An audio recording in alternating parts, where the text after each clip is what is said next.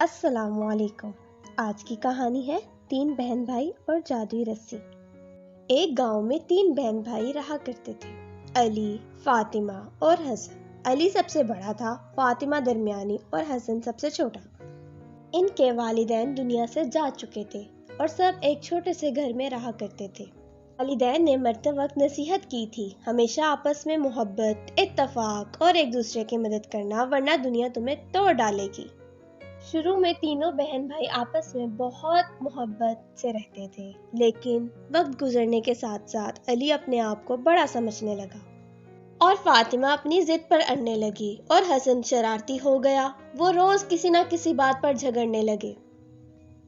ایک دن علی نے کہا، میں سب سے بڑا ہوں، میں سب کچھ خود کر سکتا ہوں، مجھے تم دونوں کی ضرورت نہیں۔ فاطمہ نے بھی غصے سے کہا، تمہیں جو کرنا ہے کرو، ہمیں بھی تم پر بھروسہ نہیں۔ حسن شرارتی تھا۔ حسن نے شرارت سے کہکا لگایا، میں تو بس کھیلوں گا، تم دونوں جو چاہو کرو۔ اسی دن ایک فقیر ان کے دروازے پر آیا اور کہنے لگا، بیٹا مجھے پانی پلا دو۔ تینوں نے ایک دوسرے کی طرف دیکھا، کوئی بھی آگے نہ بڑھا۔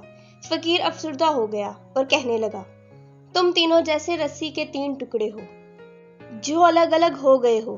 اگر یہ رسی اکٹھی ہو جائے تو جادو کر سکتی ہے۔ بچوں کو حیرت ہوئی، وہ ایک دوسرے کی طرف دیکھنے لگے۔ فقیر نے اپنی تھیلی سے ایک رسی نکالی اور تینوں سے کہا، اس رسی کو کھینچ کر توڑو۔ تینوں نے الگ الگ کوشش کی، لیکن پوری رسی نہ ٹوٹی۔ پھر فقیر نے رسی کے 3 ٹکڑے کر کے ہر ایک کو دے دیے اور کہا، اب توڑو۔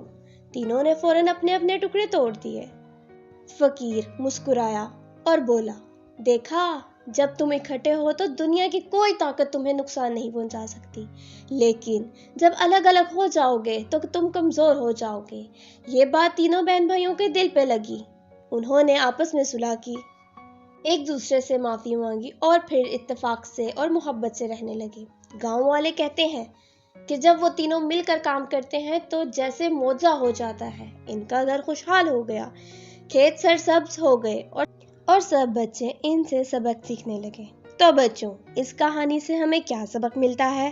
اتفاق میں برکت ہے۔ بہن بھائی اگر آپس میں محبت اور تعاون سے رہیں تو وہ ہر مشکل کا سامنا کر سکتے ہیں۔